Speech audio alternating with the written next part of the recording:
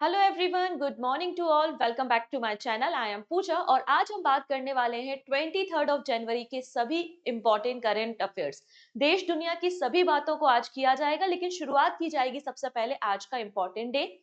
और वीडियो के एंड में एक क्वेश्चन ऑफ द डे भी होगा, जिसका आंसर आप मुझे कमेंट सेक्शन में बता सकते हैं। हमारे जो करंट अफेयर्स हैं आपके आने वाले हर एक वनडे एग्जाम के लिए, चाहे आप एसएससी दे रहे हैं, रेलवे, डिफेंस या फिर आपके सीयूईटी एग्जाम, सभी के लिए यूजफुल है। तो अगर अभी तक आपने अपने फ्रेंड्स के साथ लिंक को शेयर नहीं किया है तो जल्दी से एक बार शेयर कर देंगे। ठीक है, आइए स्टार्ट करते हैं। सबसे पहले बात करेंगे आज का इंपॉर्टेंट डे। तो 23 ऑफ जनवरी को हम सेलिब्रेट करते हैं पराक्रम दिवस, क्योंकि आज नेताजी सुभाष चंद्र बोस जी की बर्थ एनिवर्सरी होती है। और आज के दिन हम 128 128वीं जन्म तिथि सेलिब्रेट कर रहे हैं नेताजी सुभाष चंद्र बोस जी की। गवर्नमेंट ऑफ इंडिया ने 2021 में 2021 में इस दिन की शुरुआत की थी और कहा था कि हर साल हम 23 जनवरी को पराक्रम दिवस मनाएंगे। अब इस सेलिब्रेशन कहां पर होगा? जहां पर इनका जन्म हुआ है, बारावती फोर्ट कटक में सेलिब्रेशन किया जाएगा।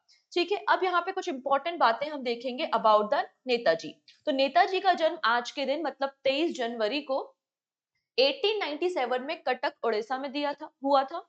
इन्होंने इंडियन सिविल सर्विस का एग्जामिनेशन दिया और क्वालिफाई भी किया एंड 1920 में इंडियन सिविल सर्विस को ज्वाइन किया, लेकिन इनको जुड़ना था भारत के फ्रीडम स्ट्रगल के साथ, तो इसलिए इन्होंने रेजिग्नेशन दे दिया और 1921 में भारत के जो स्ट्रगल मूवमेंट है, फ्रीडम मूवमेंट है, उनके साथ ये कनेक्ट हो गए। चलिए अब बात करते हैं कुछ इंपॉर्टेंट मूवमेंट के बारे में। तो सबसे पहले इन्होंने इंडियन नेशनल कांग्रेस आईएनसी को ज्वाइन किया एज अ एक्टिव मेंबर।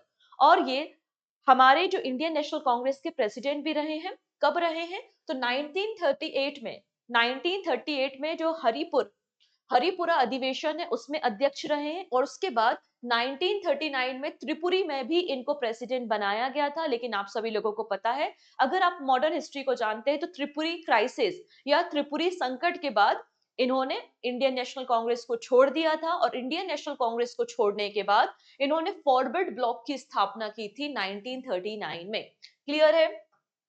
चलिए, इसके अलावा इन्होंने फॉर्मेशन किया था इंडियन नेशनल आर्मी का विद जापानीज सपोर्ट। और एक बहुत ही प्यारा सा स्लोगन है, तुम मुझे खून दो मैं तुम्हें आजादी दूंगा। तो give me blood and I will give you freedom, ये सबसे प्यारा स्लोगन किसका है? नेताजी का ही आपको देखने को मिल जाएगा। और इन्होंने आजाद हिंद जो फोर्स थी उसको गवर्न करने का काम भी किया था 1943 में। अब नेताजी ने यहाँ पर एक न्यूज़पेपर भी एडिट किया था जिसका नाम है फॉरवर्ड, जिसमें स्वराज की बातें की गई थी। इसके अलावा इन्होंने द इंडियन स्ट्रगल भी लिखा है, जिसमें 1920 से लेकर 1935 तक जो भी इंडिया के इंडिपेंडेंस मूवमेंट थे, जो फ्रीडम स्ट्रगल थे, वो यहाँ पर मेंशन किए गए हैं। अच्छा, आज के दिन ना 23 जनवरी को, आज के दिन अगर आप देखेंगे तो सुभाष चंद्र बोस आपदा प्रबंधन पुरस्कार भी दिए जाते हैं। तो अभी तो हमारे दिन की शुरुआत हुई है, फिर बाद में अनाउंसमेंट होगा कि किसे दिया जाएगा। तो जैसे ही अनाउंसमेंट होता है आई विल अपडेट यू। तो फिलहाल हम इस अवार्ड के बारे में जान लेते हैं कि 23 जनवरी को हर साल डिस्ट्रीब्यूट किया जाता है सुभाष चंद्र बोस आपदा प्रबंधन पुरस्कार। यहाँ पे दो अलग अलग कैटेगरी में अवार्ड दिया जाता है, इंडिविजुअल कैटेगरी भी होती है और ऑर्गेनाइजेशन को भी दिया जाता है। तो कोई भी इंडिविजुअल पर्सन या फिर कोई ऑर्गेनाइजेशन जो कंट्रीब्यूट करता है डिजास्टर मैनेजमेंट में, आपदा प्रबंधन में जो कंट्रीब्यूट करता है, उनको ये अवार्ड दिया जाता है। अगर किसी इंडिविजुअल को अवार्ड दिया जा रहा है तो 5 लाख रुपए प्राइज मनी दी जाती है। और किसी इंस्टीट्यूट को अगर प्राइज दिया जा रहा है तो 51 लाख रुपीज प्राइज मनी दी जाती है। अभी 2025 का अनाउंसमेंट नहीं हुआ है, लेकिन हम 2024 को जरूर डिस्कस कर सकते हैं। 2024 में आपदा प्रबंधन पुरस्कार डिजास्टर मैनेजमेंट अवार्ड किसे दिया गया था? तो ये दिया गया था 60 parachute field hospital Uttar Pradesh को।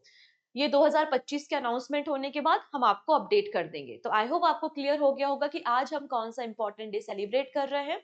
आंसर हो जाएगा, हर साल 23 जनवरी को मनाया जाता है पराक्रम दिवस। क्लियर है? चलिए अब हम आज की इंपॉर्टेंट करंट अफेयर्स को देखेंगे। अब करंट अफेयर्स बीच में डिस्टर्ब ना हो, इसलिए मैं स्टार्टिंग में ही आपको इन्फॉर्मेशन दे देती हूँ कि हमने लॉन्च किया है कंप्लीट हिस्ट्री का कोर्स, जिसमें एंशियंट, मीडिवल और मॉडर्न हिस्ट्री इन डिटेल, मतलब प्रीलिम से मेंस तक के लेवल को कवर किया गया है बाय द भूमिका मैम। ठीक है, ये कोर्स कंप्लीट हो चुका है, अवेलेबल है पूजा जैन क्लासेस एप्लीकेशन में, जिसमें आपको 5 साल के हिस्ट्री के पीवाईक्यूज और सभी क्लासेस के वीडियो एंड पीडीएफ मिल जाएंगे। आप इसको डाउनलोड भी कर सकते हैं, प्रिंट आउट भी निकाल सकते हैं। ठीक है, और फर्दर इन्फॉर्मेशन के लिए आप क्लासेस जो पूजा जैन क्लासेस एप्लीकेशन है उस पर विजिट कर लेंगे। एंड इसके अलावा मैंने लॉन्च किया है यहाँ पर एक साइंस का कोर्स, जिसमें मैं आपको पढ़ा रही हूँ बायोलॉजी, केमिस्ट्री एंड फिजिक्स। ठीक है, यहाँ पर भी पूरा group D, railway exam, NTPC exam, SSC, CUET सबको टारगेट करते हुए ये कोर्स डिजाइन किया जा रहा है। और पीवाईक्यू के साथ ही आपको पास कोर्स अवेलेबल होगा।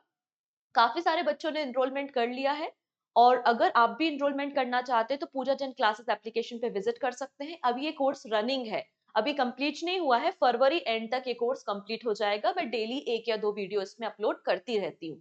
ठीक है, इतनी चीजें। फर्दर इन्फॉर्मेशन के लिए आप एप्लीकेशन विजिट कर लेना। और आज के क्लास की जो करंट अफेयर्स की पीडीएफ है वो आपको पूजा जैन सीए 247 टेलीग्राम चैनल है, यहाँ पर मिल जाएगी, फ्री ऑफ कॉस्ट होती है, इजिली डाउनलोड करके पढ़ लेना। ठीक है, चलो स्टार्ट करते हैं अब हम यहाँ पर आज के करंट अफेयर्स। ठीक है, चलो सबसे पहले बात करते हैं बेटी बचाओ बेटी पढ़ाओ। तो बेटी बचाओ बेटी पढ़ाओ जो कैंपेन है हमारे देश में, जो मूवमेंट है, इसकी शुरुआत 2015 में 2015 में 22 जनवरी को की गई थी। तो 22 जनवरी 2015 में कहां से? पानीपत हरियाणा से बेटी बचाओ बेटी पढ़ाओ की शुरुआत की गई थी, और 10 इयर्स कंप्लीट हो चुके हैं। 10 साल यहाँ पर कंप्लीट हो चुके हैं, तो 10 साल का सेलिब्रेशन यहाँ पर किया जा रहा है। ये जो सेलिब्रेशन है वो 22 जनवरी से स्टार्ट हो रहा है, क्योंकि इस दिन बेटी बचाओ बेटी पढ़ाओ मूवमेंट की शुरुआत हुई थी। और खत्म कब होगा? 8 मार्च को। 8 मार्च को जब हम इंटरनेशनल वीमेंस डे या फिर अंतरराष्ट्रीय महिला दिवस मनाएंगे, उस दिन ये पूरा मूवमेंट, पूरा सेलिब्रेशन कंप्लीट होगा। ठीक है, आइए हम इसके बारे में बात करेंगे। 10 years of Beti Bachao and Beti Padhao, 10 साल कंप्लीट हो चुके हैं। प्राइम मिनिस्टर ने यहाँ पर 2015 में पानीपत हरियाणा से इस स्कीम को लॉन्च किया था। अब इस स्कीम को रन कौन करता है, मतलब नोडल मिनिस्ट्री कौन सी है, तो आप यहाँ देख सकते हैं, ministry of women and child development, government of India. Women and child development के अलावा ministry of health and family welfare और ह्यूमन रिसोर्स डेवलपमेंट, ये सभी लोग मिलके इस पर्टिकुलर प्रोग्राम को एग्जीक्यूट करने का काम करते हैं।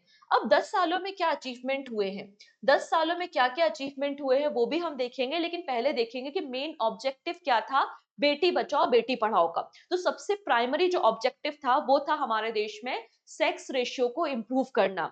हमारे देश में जो भ्रूण हत्या होती है, कि पहले ही जन्म से पहले ही सेक्स चेक कर लिया जाता है जो भी चाइल्ड होते हैं, और अगर लड़की होती है तो उसको गर्भ में ही मार दिया जाता था। तो ये सारी एक्टिविटी हमारे देश में ना हो। हम गर्ल्स एजुकेशन को प्रमोट करना चाहते थे। जो ग्रॉस एनरोलमेंट रेशियो है स्कूल में गर्ल्स का, उसको हमें बढ़ाना था, सेक्स रेशियो को इम्प्रूव करना था। तो ये कुछ कंडीशंस थी, इसी के कारण हमने बेटी बचाओ बेटी पढ़ाओ कैंपेन की शुरुआत की थी। अब यहाँ पर जो सेलिब्रेशन हो रहा है वो मैंने आपको बता दिया कि 22 जनवरी से स्टार्ट हो गया है, और 8 मार्च 2025 तक ये सेलिब्रेशन चलने वाला है, जब हम सेलिब्रेट कर रहे होंगे इंटरनेशनल वीमेंस डे। नाउ बात करते हैं हमने क्या अचीव किया है। तो यहाँ पे हमारे कुछ अचीवमेंट है। सबसे पहले बात करते हैं सेक्स रेशियो एट बर्थ। अभी सेक्स रेशियो एट बर्थ क्या होता है कि हर 1000 लड़का पैदा होने पे कितनी लड़कियां पैदा होती है, सिंपल भाषा में। ठीक है, मतलब 1000 बॉयज पर कितनी गर्ल्स का जन्म हो रहा है, यही आपका सेक्स रेशियो होता है। यहाँ पर आप देखते हैं इन्होंने कहा है कि जो सेक्स रेशियो एट बर्थ है वो इम्प्रूव हुआ है। 2014-15 में हमारे देश में 2014-15 में हमारे देश में पर 1000 पे 918 गर्ल्स थी। पर 1000 बॉयज पर 918 गर्ल्स थी, और ये इम्प्रूव होके कितना हुआ है, 933 हुआ है पर 1000। कब? 2022-23 में। नेक्स्ट बात करते हैं ग्रॉस एनरोलमेंट रेशियो, मतलब कितनी लड़कियां हैं जो स्कूल में एडमिशन ले रही हैं, हायर सेकेंडरी तक स्टडी कर रही हैं, वही आपका ग्रॉस एनरोलमेंट रेशियो होता है। ये भी इंक्रीज हुआ है। 2014-15 में 75.15% था, नाउ ये इंक्रीज होके 79.4% हो गया है 21-22 में। ठीक है, नेक्स्ट है राइज इन इंस्टीट्यूशनल डिलीवरीज। तो पहले क्या होता था, घर में ही जो दाई माँ वगैरह होती थी, आप लोग ने मूवीज में देखा है, पुराने जो आप शोज देखते हो उसमें देखा होगा, तो दाई माँ वगैरह जो होती थी वो घर पर ही डिलीवरी करा देती थी, लेकिन इससे कई ज्यादा चांसेस बढ़ जाते हैं, रिस्क बढ़ जाती है। तो इसलिए यहाँ पे इंस्टीट्यूशनल डिलीवरी को प्रमोट किया जा रहा था। तो इंस्टीट्यूशनल डिलीवरी भी इंक्रीज हुई है, 87% से बढ़कर ये 94% हो चुकी है।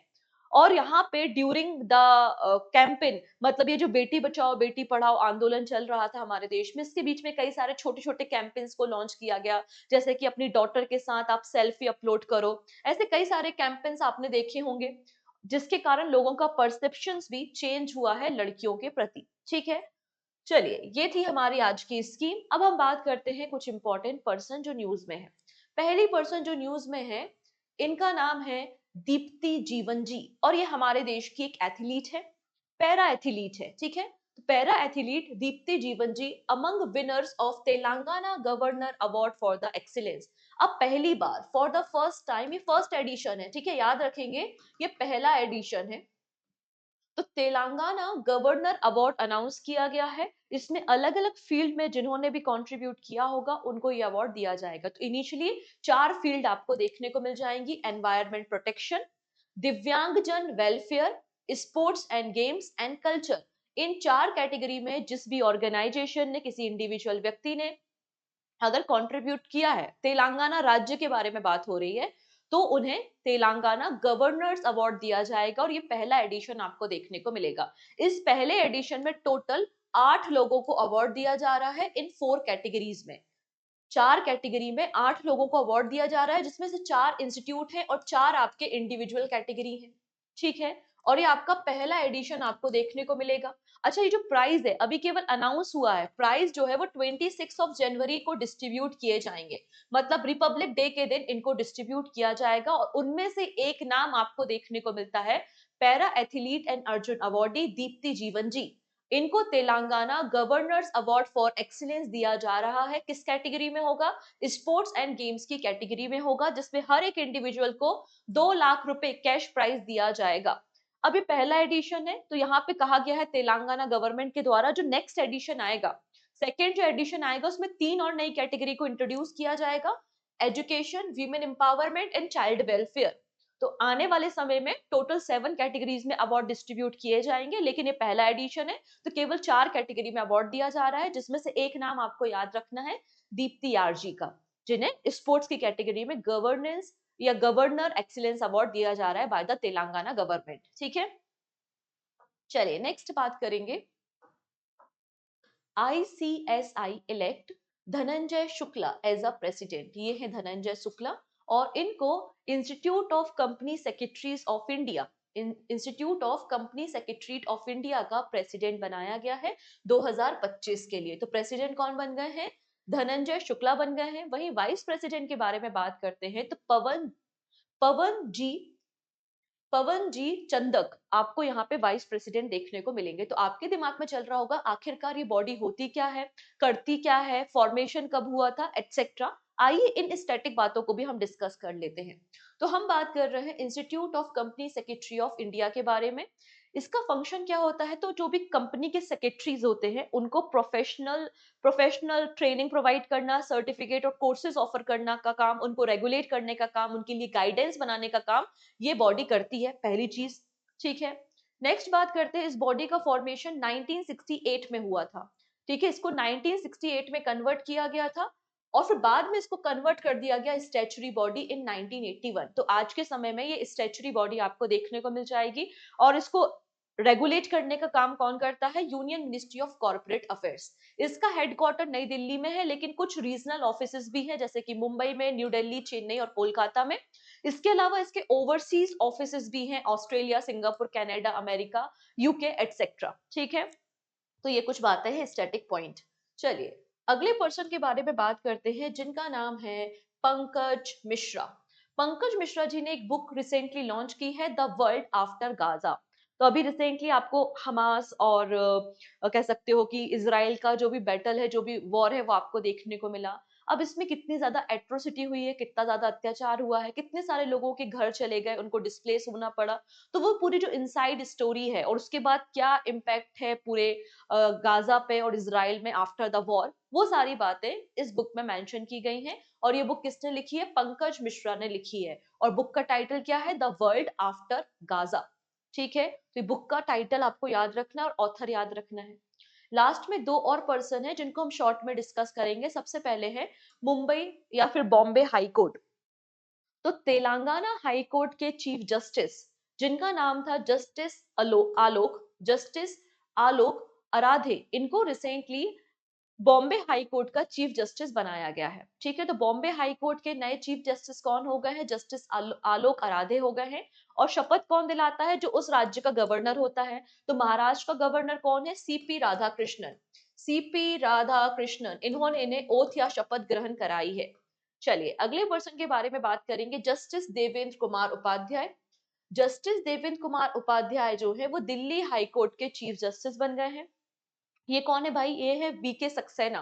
और वीके सक्सेना दिल्ली के गवर्नर हैं, जिन्होंने इन्हें ओथ या शपथ कराई है। तो यहाँ पे दिल्ली और बॉम्बे हाई कोर्ट के चीफ जस्टिस को रिसेंटली अपॉइंट किया गया है। डन इतनी चीजें। चलिए नेक्स्ट बात करते हैं। नेक्स्ट है आईसीएआर, मतलब Indian council of agriculture research. ICAR rename central tobacco research institute. अच्छा, आप लोगों को पता होगा कि जो सेंट्रल टैबेको रिसर्च इंस्टीट्यूट है, ठीक है, कहां पर है? ये राजमुंदरी में आपको देखने को मिलेगा। और इसका नाम चेंज कर दिया गया है। इसका नया नाम क्या रखा गया है? National institute for research on commercial agriculture. बात समझ में आई? कहानी फिर से समझेंगे। आईसीएआर क्या है? Indian council of agriculture research है, जिसके अंदर ये बॉडी काम करती थी, जिसका नाम है central tobacco research institute Rajahmundry में। तो सेंट्रल टैबेको रिसर्च इंस्टीट्यूट का नाम आईसीएआर ने चेंज कर दिया है। और नया नाम क्या रखा है? नया नाम रखा है national institute for research on commercial agriculture. इसका ये पर्पस है क्योंकि ये इंस्टीट्यूट केवल अब टैबेको पे ही फोकस नहीं करेगा, केवल टैबेको फील्ड में उसकी वैरायटी में ही रिसर्च और नया इन्वेस्टमेंट, नया इनोवेशन नहीं करेगा। अब हमारा target commercial farming, commercial agriculture और वैरायटी ऑफ एग्रीकल्चर को भी प्रमोट करना है। इसलिए अब ये जो इंस्टीट्यूट है, टैबेको के साथ साथ चिली, मतलब मिर्ची, मिर्ची के अलावा अगर आप देखेंगे तो अश्वगंधा, अश्वगंधा के अलावा टर्मरिक मतलब हल्दी, और कैस्टोर मतलब अरंडी पर भी फोकस करेगा। तो इसके एरिया को वाइड करने के लिए इसका नाम चेंज कर दिया गया, क्योंकि पहले लगता था ना कि ये केवल टैबेको को फोकस करता है, इसलिए इसका नाम ही चेंज कर दिया गया और रख दिया गया national institute for research on the commercial agriculture. चलिए इस बॉडी के बारे में बात करते हैं। तो सेंट्रल टैबेको रिसर्च इंस्टीट्यूट का फॉर्मेशन 1947 1947 में हुआ था, लेकिन आईसीएआर ने इसे टेक ओवर कर लिया कब? 1965 में, 1965 में। अब बात करते हैं टैबेको के कल्टीवेशन के बारे में। लगभग 15 राज्यों में तंबाकू का या टैबेको का कल्टीवेशन किया जाता है। हमारे देश में जो भी स्मोकिंग प्रोडक्ट्स होते हैं, या फिर कह सकते हो बीड़ी वगैरह होती है, उसमें टैबेको का इस्तेमाल किया जाता है। तो हमारे देश में जो मेजर प्रोड्यूसिंग स्टेट है वो है आंध्र प्रदेश। आंध्र प्रदेश के अलावा आपको गुजरात, कर्नाटका एंड तमिलनाडु देखने को मिल जाएंगे। इंडिया वर्ल्ड में सेकेंड नंबर पे आता है इन द टैबेको प्रोडक्शन। तो टैबेको प्रोडक्शन में वर्ल्ड में सेकंड नंबर पे कौन है? इंडिया आपको देखने को मिल जाएगा। और इंडिया जो है लगभग 6% वर्ल्ड के वॉल्यूम का टैबेको एक्सपोर्ट करने का काम करता है। और मेजर बायर कौन है जो हमारे देश की टैबेको को परचेस करते हैं? यूके, जर्मनी, साउथ अफ्रीका आपको देखने को मिल जाएंगे। क्लियर है? अच्छा, कल के सेशन में मैंने आप लोगों को बताया था कॉफी के प्रोडक्शन के बारे में, और मैंने आपको कहा था कि भारत कॉफी प्रोडक्शन में 7वें स्थान पर है। और मैंने ये भी आपको सिखाया था कि 2023-24 में भारत ने 1.29 बिलियन डॉलर की कॉफी को एक्सपोर्ट करने का काम किया है। ये सारी बातें हमने कल के सेशन में डिस्कस की थी। चलिए अगली कहानी समझते हैं। अब यहाँ पर एक इनिशिएटिव जो है वो लॉन्च किया गया था बाय द नितिन गडकरी 2021 में, पुराना इनिशिएटिव है, जिसमें बोला गया था इस स्कीम के अंदर, एक स्कीम थी जिसका नाम था क्या? गुड समर्थन स्कीम। इसमें अगर कोई भी व्यक्ति है जिसका रोड एक्सीडेंट हो जाता है और आप उस व्यक्ति की गोल्डन आवर में मदद करते हैं, मतलब एक्सीडेंट के विद इन 1 आवर आप उसको हॉस्पिटल लेकर जाते हैं, तो उस केस में ऐसे लोगों को रिवॉर्ड दिया जाता था 5,000 रुपए। अब इस जो रिवॉर्ड अमाउंट है इसको बढ़ा के 25,000 रुपए कर दिया गया है। बात समझ में आ रही है? तो एक स्कीम हमारे देश में चलती है जिसका नाम है गुड समर्थन स्कीम। इसके अंदर कोई भी रोड एक्सीडेंट विक्टिम है, अगर आप उसकी हेल्प करते हो, उसको हॉस्पिटल समय पे पहुंचा देते हो, तो गवर्नमेंट आपको 5,000 रुपए का रिवॉर्ड देती थी। रिसेंटली इस रिवॉर्ड की जो अमाउंट है, जो धनराशि है, उसको बढ़ाकर 25,000 रुपए कर दिया गया है। इसलिए पूरा मामला आपको वापस से न्यूज में देखने को मिल रहा है। आप देख सकते हैं हेडलाइन क्या है? Nitin Gadkari announced increase in the reward for those helping accident victim. तो यहाँ पर ministry of road transport and highway ने ये अनाउंसमेंट किया है अंडर द गुड समर्थन स्कीम। इसमें जो रोड एक्सीडेंट विक्टिम्स की हेल्प करेगा उनको 25,000 रुपए दिए जाएंगे। पहले ये रिवॉर्ड पॉइंट जो थे वो 5,000 रुपए थे। जैसे कि मैंने मेंशन किया कि गुड समर्थन स्कीम को 2021 में 2021 में लॉन्च किया गया था और इसको मार्च 2026 तक एक्सटेंड किया गया है। मार्च 2026 तक ये स्कीम हमारे देश में आपको देखने को मिलेगी। इसका पर्पस केवल इतना सा है, अगर कोई रोड एक्सीडेंट में गंभीर रूप से घायल हो जाता है कोई पर्सन, तो उसकी जान ना जाए। हम जो रोड एक्सीडेंट में डेथ्स होती हैं उसको हम रिड्यूस करना चाहते हैं और इसलिए लोगों को कहते हैं कि आप एक अच्छे नागरिक बनिए और लोगों की हेल्प कीजिए, उनको हॉस्पिटल पहुंचाइए। क्लियर है? अब यहाँ पे एक और अनाउंसमेंट की गई है गवर्नमेंट के द्वारा।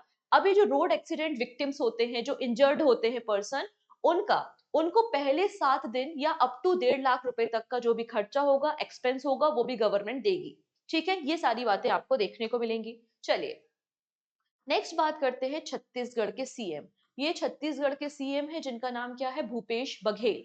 और रिसेंटली उन्होंने एक नई स्कीम को लॉन्च किया है जिसके अंदर 10,000 रुपीज एनुअली सपोर्ट प्रोवाइड किया जाएगा लेबरर्स के लिए। ऐसे लेबर जिनके पास जमीन नहीं है, मतलब लैंड लेस। ठीक है, तो छत्तीसगढ़ के सीएम है भूपेश बघेल और उन्होंने एक स्कीम लॉन्च की है जिसके अंदर प्रोवाइड किया जाएगा 10,000 रुपीज का एनुअल सपोर्ट, फाइनेंशियल सपोर्ट, लगभग 7.5 lakh 7.5 lakh landless agriculture labourers को ये फायदा होगा। इसका पर्पस वेलफेयर मेजर करना है और एक फाइनेंशियल स्टेबिलिटी लेकर आना है। अगर हम छत्तीसगढ़ के बारे में बात करें तो छत्तीसगढ़ में कुछ नेशनल पार्क आपको देखने को मिलते हैं, जैसे कि गुरु घासीदास नेशनल पार्क आपको मिल जाएगा, इंद्रावती नेशनल पार्क और कांगरवेली नेशनल पार्क, ये तीनों नेशनल पार्क छत्तीसगढ़ में है। ठीक है, चलिए नाउ बात करते हैं पेंशन फंड के बारे में या पब्लिक पेंशन वेल्थ के बारे में।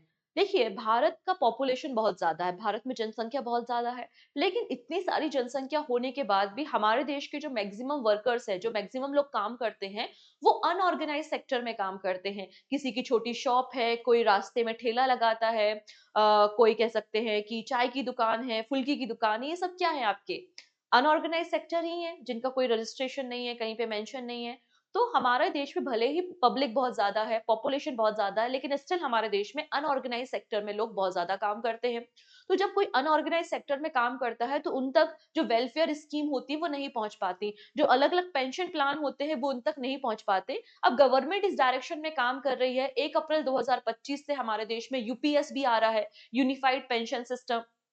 ठीक है, तो यहाँ पर इस रिपोर्ट में ये बात कही गई है कि भारत की पॉपुलेशन इतनी ज्यादा होने के बाद भी भारत में जो यहाँ पे पब्लिक पेंशन वेल्थ है वो बहुत कम है और हम 14वें स्थान पर आते हैं, हम 14th प्लेस पर आते हैं। ठीक है, तो India despite being the world most populous nation rank 14th in the public pension wealth. और हमारा जो असेट है वो कितना है, 305 बिलियन डॉलर का है, जिसके अंदर पेंशन दी जाती है, मतलब 305 बिलियन डॉलर की पेंशन डिस्ट्रीब्यूट की जाती है हमारे देश में। और हमारा देश 14वें स्थान पर है, जबकि यूएसए आपको टॉप पर मिल जाएगा। यूएसए टॉप पर मिल जाएगा। यूएसए का जो पब्लिक पेंशन वेल्थ फंड है वो कितना है, 11.8 ट्रिलियन, बिलियन की बात ही नहीं हो रही है, ये बात कर रहा है 11.8 ट्रिलियन डॉलर। ये यूएसए का पब्लिक पेंशन वेल्थ फंड आपको देखने को मिल जाएगा। ये बात इस रिपोर्ट में पब्लिश की गई है। सोवरियन वेल्थ फंड या फिर आपका ग्लोबल जो रिपोर्ट है उनके द्वारा इस डेटा को पब्लिश किया गया है। इसमें कहा गया है कि हमारे देश में जो रिटायरमेंट इंडिविजुअल्स है उनकी जो पेंशन प्लान है, तो सेंट्रल गवर्नमेंट एम्प्लॉय के लिए तो कई सारे प्लान्स हैं, लेकिन अनऑर्गेनाइज सेक्टर में बहुत सारे लोग काम करते हैं।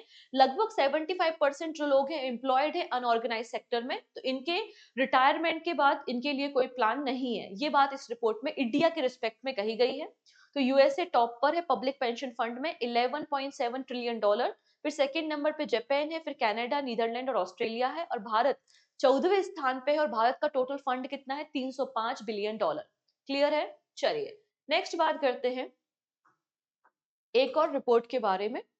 ठीक है, जिसको ब्रांड फाइनेंस ने पब्लिश किया है। तो ब्रांड फाइनेंस की दो रिपोर्ट है, एक है ग्लोबल 500 रिपोर्ट, तो वर्ल्ड की जो 500 बड़ी कंपनीज है उनकी ये रैंकिंग करता है, उनको लिस्ट करता है। दूसरी रिपोर्ट इन्होंने पब्लिश की है टॉप 25 आईटी कंपनीज की रिपोर्ट।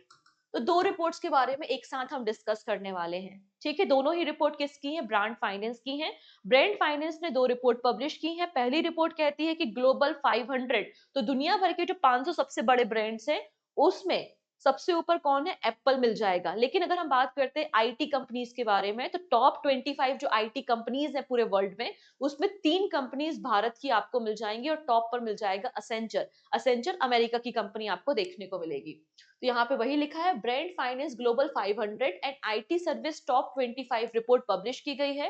यहाँ पर at least 3 Indian firms figure in the top 10 IT firm. तो टॉप 10 आईटी फर्म में 3 इंडियन कंपनी शामिल हैं। कौन कौन सी इंडियन कंपनी शामिल है? तो आपको यहाँ पे मिल जाएगा, एक तो टीसीएस है, टीसीएस के अलावा आपको यहाँ पर मिल जाएगा इन्फोसिस एंड विप्रो। ठीक है, ये टीसीएस हो गया, इन्फोसिस हो गया, विप्रो हो गया। टीसीएस की इंडिया के रिस्पेक्ट में बात हो रही है, इंडिया में पहले पोजीशन पे टीसीएस है, सेकंड नंबर पे इंडिया में इन्फोसिस है। ठीक है, अगर हम बात करते हैं टॉप 25 में टीसीएस किस पोजीशन पे है, तो देखो यहाँ पे मैं बता रही हूँ, बच्चों को कंफ्यूजन कहां पर होगा, ध्यान से समझना। अगर आपसे पूछा जाए ये जो टॉप 10 आईटी कंपनीज है उसमें टीसीएस किस पोजीशन पे, तो टीसीएस सेकंड पोजीशन पे है in the world, in the IT company. ठीक है, अगर बात करते हैं टीसीएस इंडिया में फर्स्ट नंबर पे है आईटी कंपनी में। अगर हम यहाँ पे ब्रांड फाइनेंस की टॉप यहाँ पे जो 500 ग्लोबल कंपनीज की लिस्ट में जाते हैं, तो उस केस में टीसीएस 60वें स्थान पर आ जाएगा। मेरी बात समझ पा रहे हो? अगर हम बात करें ग्लोबल 500 कंपनीज के बारे में, तो टीसीएस 60th पोजीशन पे है। अगर हम बात करें केवल आईटी कंपनीज के बारे में, तो टीसीएस सेकंड नंबर पे है और इंडिया में तो फर्स्ट नंबर पे है। बात समझ में आई? तीनों अलग अलग रेटिंग्स हैं, अलग अलग रैंकिंग्स हैं, आपको याद रखनी है। ठीक है, तो असेंचर यहाँ पे टॉप कंपनी आपको मिल जाएगी, मोस्ट वैल्यूएबल आईटी ब्रांड आपको मिल जाएगा असेंचर, जिसका total brand value 41.5 billion dollar आपको देखने को मिलेगा। सेकंड नंबर पे आपको टीसीएस मिल जाएगी और टीसीएस की जो टोटल वैल्यू है, ब्रांड वैल्यू, वो 21.3 बिलियन डॉलर आपको देखने को मिल जाएगी।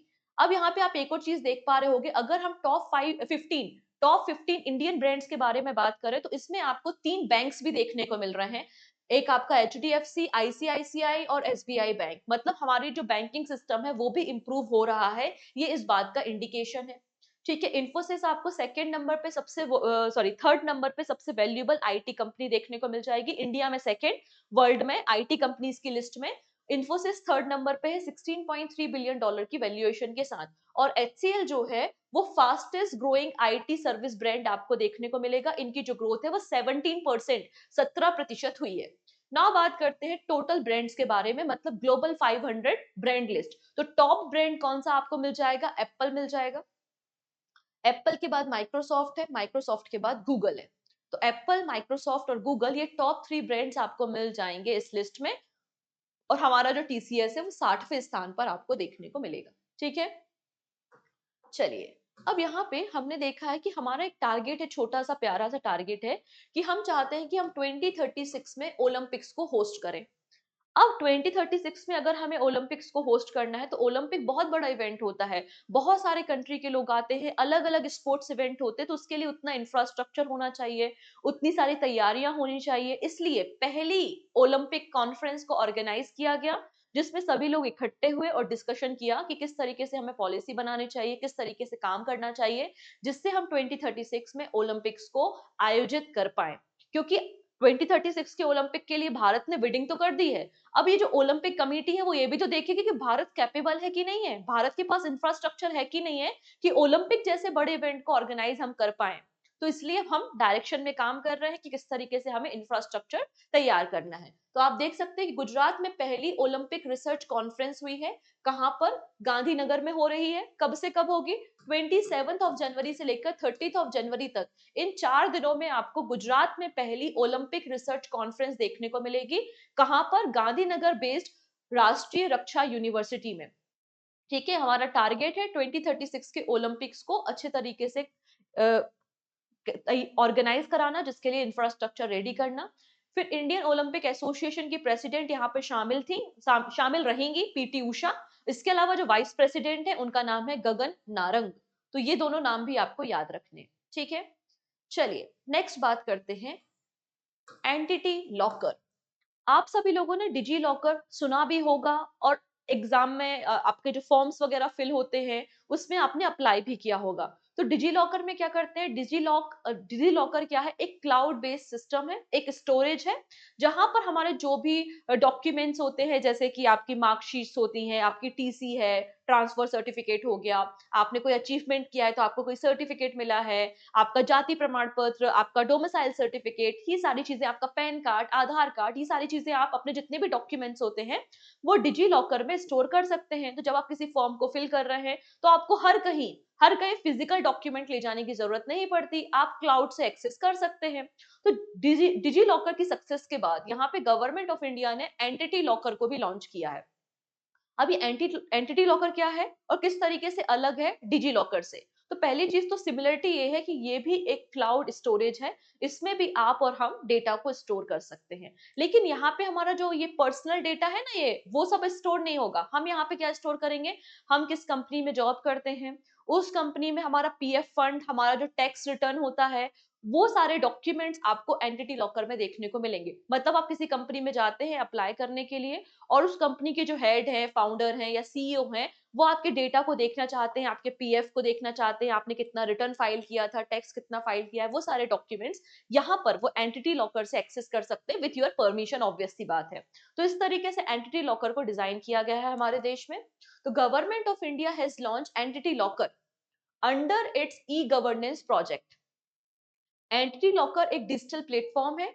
इसका एम क्या है, streamlining the management and verification of business and organizational documents को ये verify करेगा, store करेगा, और इसको share भी किया जा सकता है in the defined entity।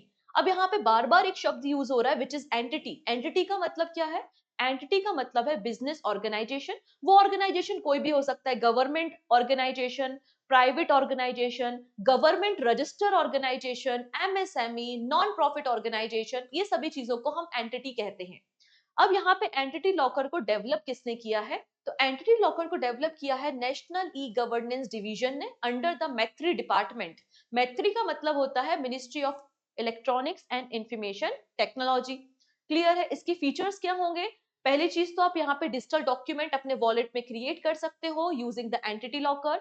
आप अपने डॉक्यूमेंट को यहाँ पे अपलोड कर सकते हो, अपने एसेंशियल डॉक्यूमेंट जैसे कि रजिस्ट्रेशन सर्टिफिकेट है, टैक्स रिटर्न है, पीएफ फंड रिलेटेड डॉक्यूमेंट है, वो सारी चीजें इसमें आप अपलोड कर सकते हो, और कंपनी के डायरेक्टर इन इंफॉर्मेशन को आपकी परमिशन के साथ एक्सेस भी कर सकते हैं। तो इस तरीके से एंटिटी लॉकर को हमारे देश में लाया गया है डिजी लॉकर की सक्सेस के बाद। आई थिंक इतना मैटर भी आपको क्लियर हो गया होगा। चलो नेक्स्ट बात करते हैं।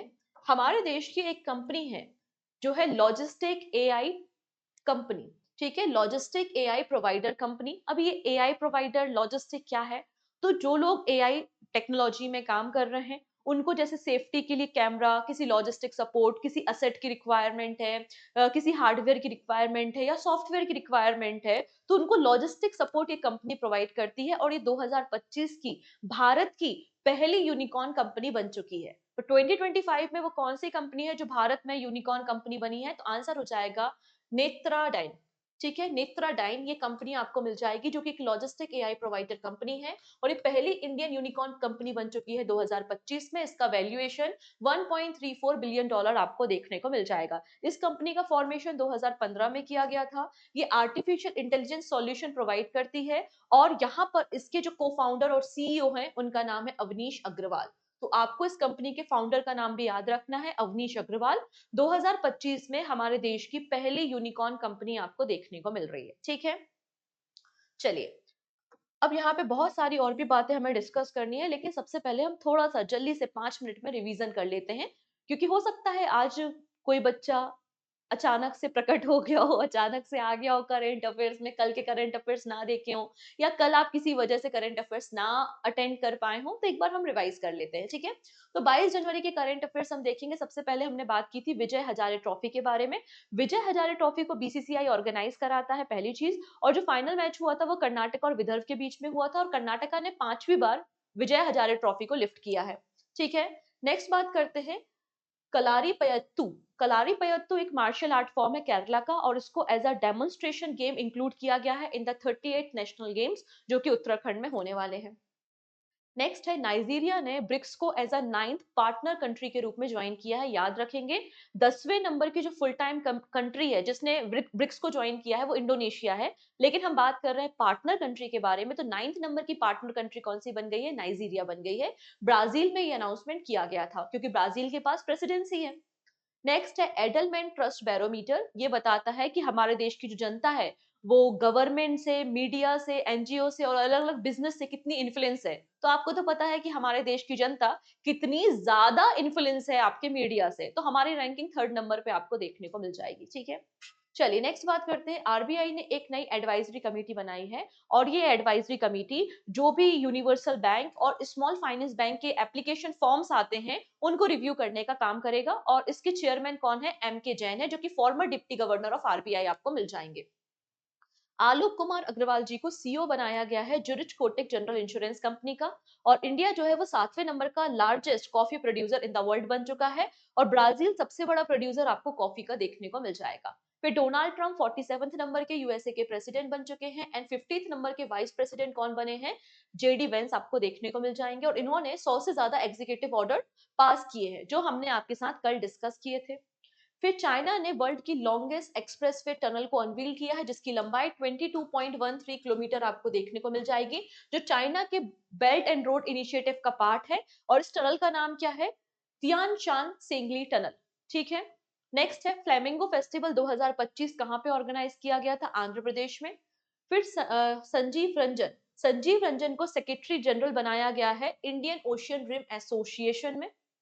फिर यहाँ पे जो 26 जनवरी को हमारी रिपब्लिक डे की परेड होगी उसमें प्रलय मिसाइल को शामिल किया गया है। प्रलय मिसाइल को डीआरडीओ ने तैयार किया है। ये सरफेस टू सरफेस मिसाइल है, इसकी रेंज 150 से लेकर 500 किलोमीटर की आपको देखने को मिल जाएगी। इसके साथ साथ पिनाका रॉकेट लॉन्चर भी हमारी परेड में शामिल होने वाला है।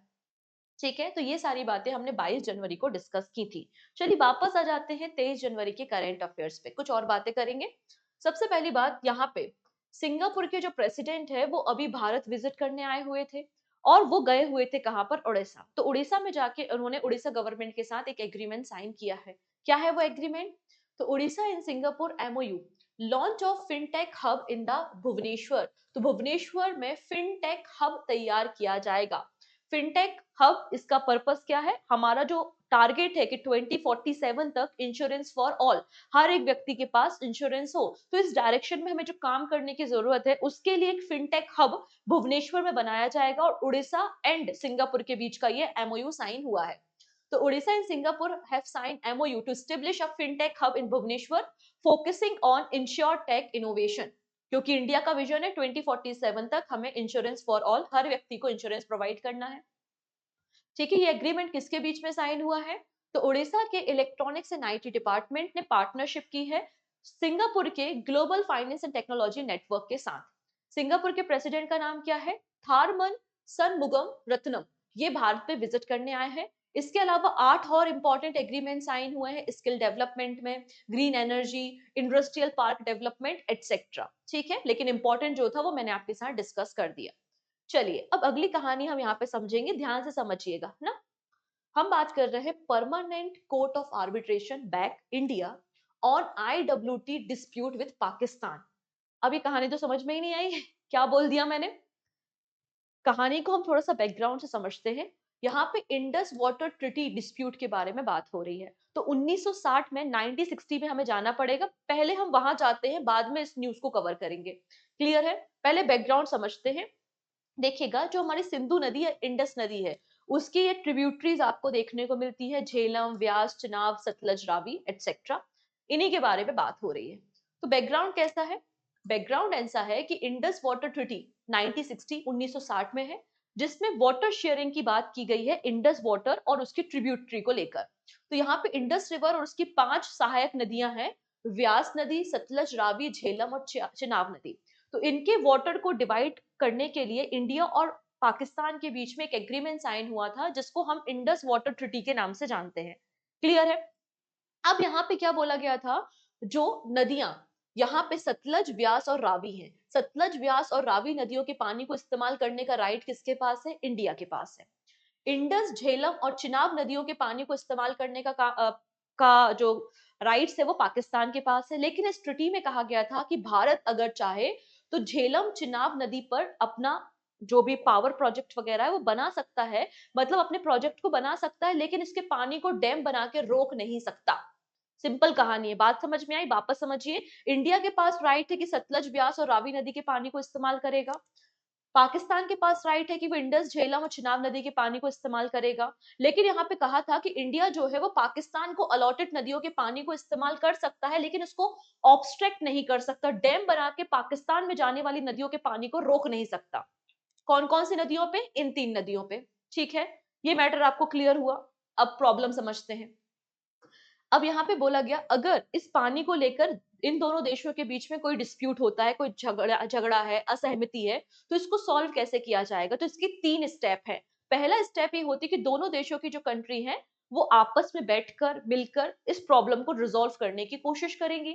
अगर उसके बाद कोई सोल्यूशन नहीं निकलता तो ये दोनों कंट्रीज है वो किसके पास जाएंगी? वर्ल्ड बैंक के पास जाएंगी। तो वर्ल्ड बैंक एक न्यूट्रल एक्सपर्ट कमेटी बनाएगा और अपना फैसला देगा।